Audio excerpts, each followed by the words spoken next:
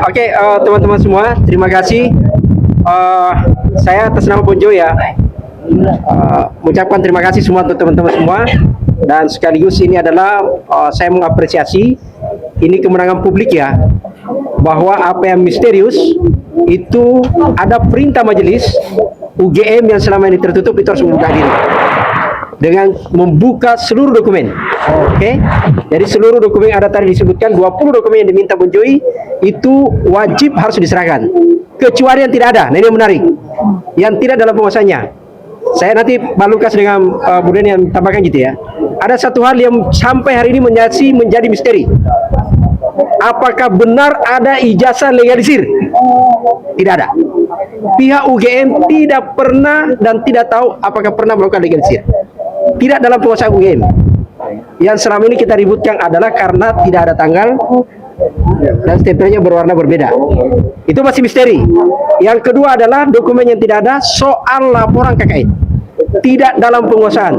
Semua dokumen yang tidak dalam penguasaan itu artinya tidak ada. Dan UGM diperintahkan harus membuat pernyataan secara tertulis. Kalau memang pada saat Jokowi pernah kuliah, saya menyebut pernah, kalau memang pernah gitu ya. Kan tadi tidak disebut pernah kuliah atau tidak gitu kan. Kalau yang pernah kuliah di UGM, maka UGM harus membuat pernyataan bahwa pada masa Jokowi kuliah, pada saat itu tidak ada aturan yang berkaitan soal yang kita persoalkan dokumen itu. Itu yang menurut saya menarik. Hal-hal lain yang dikecualikan hanya soal kalau berkaitan dengan misalnya ada nilai, daftar nilai di Jokowi dan ada nama orang lain. Misalnya kalau KKN itu, kalau benar KKN kan, ada lebih 10 orang KKN atau ada satu lebih, maka nama orang lain yang harus ditutup, Jokowi tidak ditutup. Itu yang harusnya kekayaan harta kekayaan dan macam-macam gitu ya. Meskipun sebenarnya sudah diperiksa juga di KPK gitu. Itu teman-teman. Saya nambahin dikit nanti yang detail-detail biar Mbak Leoni. Kalau saya ingin menekankan bahwa sidang menyangkut ijazah Jokowi itu yang memang harusnya di sini karena ini etos ilmiah. Dan putusan sidang KIP kali ini adalah kemenangan kita semua karena tegaknya etos ilmiah itu. Jadi urusan fitnah dan lain-lain itu harus menunggu sampai kepastian ini. Jadi kembali saya tekankan bahwa menuju ruang sidang itu ada plakat senjata pemerintahan diktator adalah ketertutupan dan senjata pemerintahan demokratis adalah keterbukaan. Nah, KIP jelas adalah terbuka. Nah, kita masih bertanya dengan UGM soal etos ilmiah ya. Akhirnya kan semua yang kita minta itu sudah dikabulkan oleh KIP ya. Termasuk tadi yang kami tanyakan karena tidak dalam penguasaan atau tidak memiliki, apakah secara etos normatif pejabat pengelola informasi dokumen hanya kami tidak punya, titik, selesai. Tidak begitu dong. PPID harus berusaha mencari dokumen-dokumen penting menyangkut informasi dan dokumen presiden. Ini yang kita minta presiden loh. Di Indonesia ini presiden seumur hidup baru ada 7 atau kayaknya kita masih ada satu lagi pertarungan, yaitu dengan UGM tapi memberikan 5 dokumen kepolisian. Nah, ini akan menjadi puncak pertarungan membuka informasi ini. Nah, untuk sebenarnya kita sudah memenangkan melawan KPU dan melawan UGM. Kita tunggu nanti melawan kepolisian untuk membuka dokumen-dokumen yang konon dianggap sebagai bukti kejahatan. Nah, itu bukti apa? Kejahatan siapa? Kan bukan itu bukan yang disita dari kawan-kawan yang menanyakan bukti UGM. Terima kasih. Kami senang sekali. Panjang. Sejak mungkin apa yang mau diminta dan bahwa itu semoga akan dikabulkan dengan dasar yang adalah sesuatu yang berkaitan dengan pejabat publik. 20 yang diminta itu 8 adalah yang berhubungan dengan proses perkuliahan, yang nanti dokumen-dokumen itulah yang nanti akan membuktikan bahwa apakah seseorang tersebut memang pernah kuliah di UGM, lalu dia menyelesaikan semua tahapan-tahapan penting sampai sarjana, di mana tahap sarjana itu yang sangat penting itu adalah laporan KKN, pembuatan skripsi sampai sidangnya, kemudian bahwa dia sampai dapat izin untuk wisuda, dan menariknya ya, sejak proses perkuliahan ada dokumen yang kami tidak bisa dapat, yaitu KRS. Anehnya KHS ada, padahal KRS itu pasti ada pertinggal di dalam di administrasi. Tidak bisa UGM menyatakan bahwa itu ada di yang bersangkutan dan dosen pembimbing akademik. Tidak, itu pasti ada, dikuasai oleh akademik juga. Jadi KR sudah ada, kemudian KHS hanya 8 semester. Padahal dengan 160 SKS mustahil itu selesai dalam 8 semester. Kemudian yang juga tidak ada adalah surat tugas pendidik. Tidak, menyatakan tidak ada. Kemudian tadi laporan KKN ya, sementara bukti bahwa yang bersangkutan pernah mendaftar KKN dan sampai di mana desanya itu dikatakan ada formulir selembar itu, tapi laporan KKN di mana itu dibuat bersama-sama dalam tim dan mungkin ada tertinggal di setiap fakultas, itu malah tidak ada. Nilai ada, nah ini ya, banyak output ada tapi input tidak ada. Kemudian yang juga tidak ada adalah buku wisuda, dinyatakan tidak ada atau tidak dikuasai gitu ya. Nah, Tapi di sisi lain sudah disebar oleh. iya, dan yang kami strategi kami itu, kami sadar sekarang bahwa strategi kami berhasil, bahwa kami tidak hanya meminta KPU tentang selebar ijazah yang dilegalisir, kami meminta semua dokumen yang membuktikan bahwa ijazah itu pernah keluar dengan cara yang benar dan digunakan dengan cara yang benar. Digunakan dengan cara yang benar artinya apa? Pernah dilegalisir pada instansi UGM sendiri.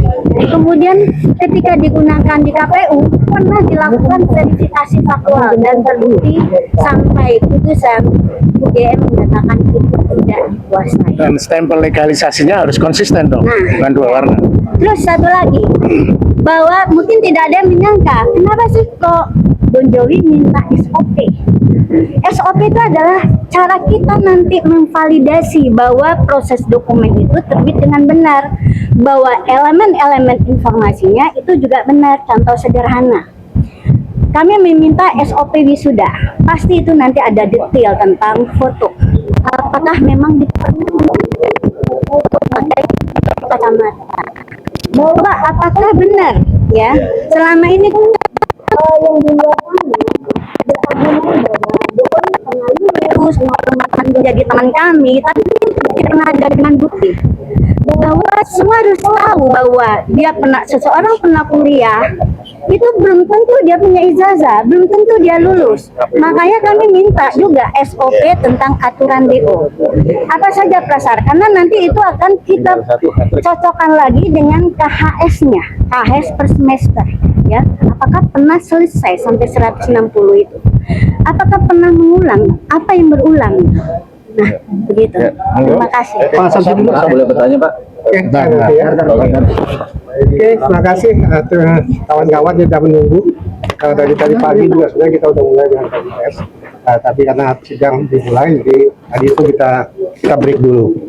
Terima kasih juga karena sidang ini udah begitu panjang ya, udah didaftarkan tanggal 3 Oktober 2025, ya sekarang udah tanggal 10 Maret, setengah 6 bulan. Jadi 6 bulan teman-teman PES, teman-teman sekalian lah juga mengikuti sidang ini. Saya pikir begitu panjang. Sebenarnya juga permasalahannya sebenarnya juga bukan hal yang berat ya sebenarnya. Kalau kita kalau masyarakat mau minta untuk pejabat publik ya katakanlah di sini mantan presiden untuk menunjukkan data pribadinya hubungannya dengan pendidikannya. Jadi sebenarnya ada 2 undang-undang yang digunakan dalam proses ini Pak ya. Undang-Undang Keterbukaan Informasi Publik dan Undang-Undang Perlindungan Data Pribadi. Dan itu juga dalam proses persidangan berkali-kali itu beberapa kesulitan juga majelis hakim untuk mengungkap agar dari Universitas Gadjah Mada terbuka dalam hal ini. Tapi memang sampai terakhir dia tertutup. Ya, pada putusan inilah tadi seperti disampaikan kalau semuanya itu dari 20 dokumen yang dimintakan yang dibagi dalam 3 bagian, yaitu tentang pendidikan, tentang perkuliahan, tentang legalisir dan tentang SOP. Jadi semuanya itu dibuka kecuali ada yang ditutup masalah pribadi. Jadi nilai. Sebenarnya kalaupun mestinya Universitas Gadjah Mada yang kita kenal dengan kelas yang begitu besar ya, begitu terbuka, apalagi dengan seorang mantan presiden yang dikatakan keluar dari Universitas Gadjah Mada, saya pikir mereka mestinya begitu bangga dan begitu cepat. Tapi ini membutuhkan waktu 6 bulan untuk putusan. Sampai hari ini diputuskan kalau semuanya terbuka kecuali yang kita sebutkan tadi. Jadi kami juga di sini juga akan mengungkap lagi dalam hati ada hal-hal yang tadi disampaikan bahwa ada dokumen yang tidak dalam kuasa dari tidak dimiliki oleh Universitas Gadjah Mada. Tentunya ini adalah dokumen negara yang harusnya mereka tanggung jawabkan. Kita ingatkan untuk dicari. Iya, tentunya nanti ya kita akan tingkatkan lagi untuk dicari sehingga proses untuk keterbukaan mengenai dokumen-dokumen Joko Widodo yang pernah berkuliah di Universitas Gadjah Mada, mulai dari masa perkuliahannya sampai terakhir dia mendapatkan ijazah, betul-betul kita ketahui bersama. Saya pikir itu ya. Saya mau tambahkan lagi? Kayak alumni UGM. Oh, alumni UGM.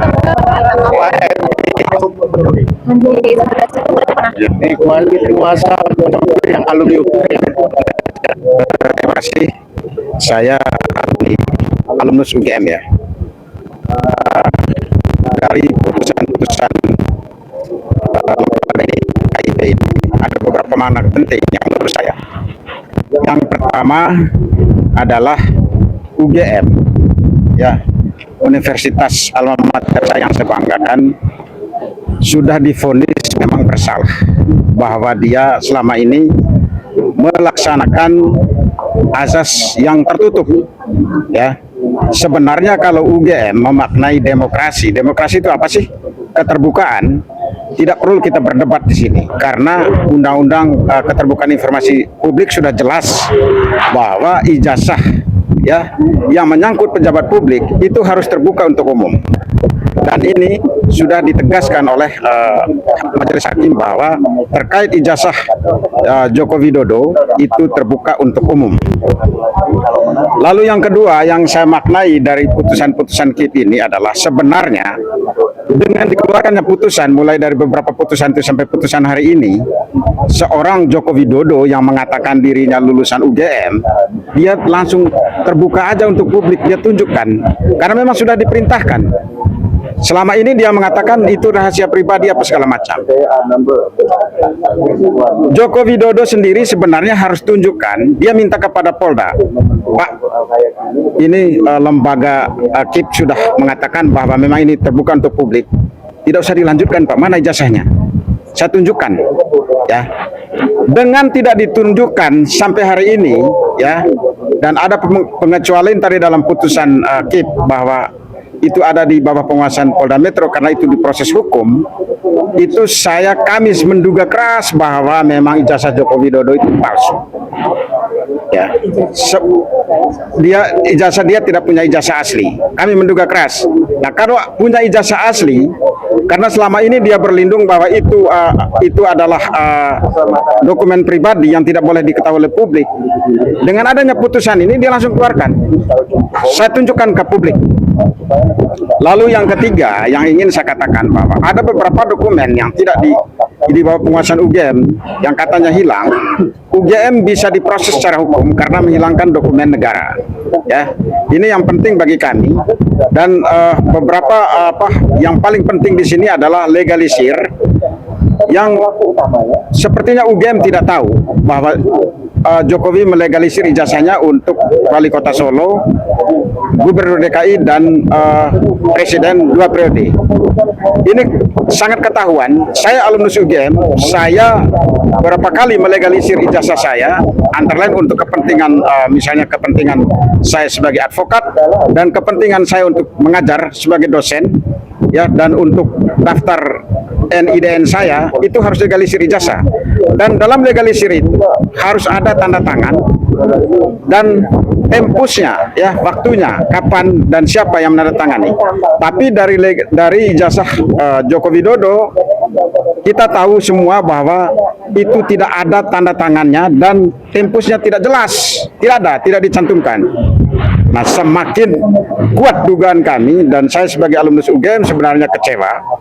Ya, saya ikut bergabung dalam lawyer ini karena saya ingin UGM ini tetap menjadi salah satu universitas terbaik di negeri ini. Tapi dengan kelakuan seperti ini, dan mohon maaf, UGM sudah dinyatakan bersalah, tidak perlu macam-macam lagi. Saya mengatakan UGM harus bertobat. Lalu yang terakhir, yang ingin saya katakan, seharusnya ya UGM dari awal seperti langkah dari UI ketika ijazahnya gelar doktornya Pak Bahlil itu diragukan, membentuk tim independen. Tapi UGM tidak melakukan ini. Seharusnya UGM membuat tim independen untuk menyelidiki dugaan ijazah Jokowi ini. Hanya selalu rektornya berbicara keluar, ya. Setiap kali ada keraguan dari masyarakat, rektornya berbicara keluar, hanya berbicara tanpa data, ya, hanya narasi saja. Nah, ini yang membuat saya terus terang, saya sebagai alumnus UGM saya kecewa, dan banyak di belakang saya juga memang meragukan, ya. Pertama, kami menduga keras memang bahwa rektor UGM ini sepertinya menduga, ya, saya menduga bagian dari kong kali kong atas dugaan ijazah palsu. Terima kasih, itu aja dari saya. Oke, terima kasih teman-teman. Jadi gini ya, closing saja intinya, Bon Joy itu melakukan uji sengketa informasi karena ada banyak hal untuk mencari kebenaran ijazah itu. Dan yang menjadi penting bahwa teman-teman semua, kenapa dipersoalkan, karena ada data, kita sudah biasa membongkar di sini, ada ijazah palsu diproduksi di pasar pramuka 500 lembar, salah satu namanya adalah menggunakan nama UGM. Itu satu. Yang kedua adalah ada banyak ijazah yang ditemukan asli tapi palsu, dikeluarkan oleh institusi itu tapi tidak melalui prosedur sebagaimana mestinya. Itulah kemudian Bon Joy meminta SOP untuk melihat apakah ini keluar sesuai dengan prosedur dan standar-standarnya. Apakah betul yang beliau itu kuliah sesuai dengan waktunya atau tidak.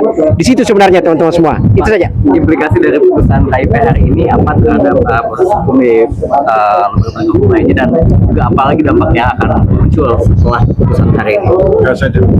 Jadi pertama dulu sebelum ini, pertama adalah ini lembaga bukan lembaga peradilan, ya. Itu. Jadi ini adalah memerintahkan membuka dokumen itu harus terbuka. Implikasinya pasti ada.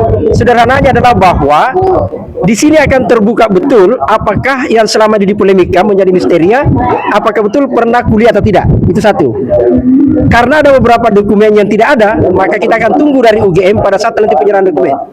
Apakah itu tetap menjadi misteri, dibiarkan, atau kemudian UGM akan menyerahkan. Karena tadi di persidangan menyatakan bahwa silakan UGM kalau nanti dalam perjalanannya menyatakan bahwa itu ada dan diserahkan, silakan saja gitu. Kita masih punya waktu untuk menunggu itu. Terima kasih. Supaya tidak ada pertanyaan, saya Dr. Edi Harkum dari alumnus UGM. Saya menjawab tadi pertanyaan implikasi. Yang pertama, ke depan itu sudah tidak ada lagi alasan kalau pejabat publik menggunakan ijazahnya yang diduga palsu. Ya, tidak ada lagi alasan bahwa itu data pribadi. Dengan ada putusan hari ini, ya, bahwa yang namanya pejabat publik menggunakan ijazah yang diduga palsu tidak perlu lagi bawa ke sini, ya. Kalau bawa ke sini saya sangat yakin pasti kalah karena sudah ada jurisprudensinya, ya. Kalau untuk kepentingan publik, ya, tidak ada lagi alasan. Tidak ada lagi alasan berlindung di balik undang-undang perlindungan data pribadi. Karena sudah jelas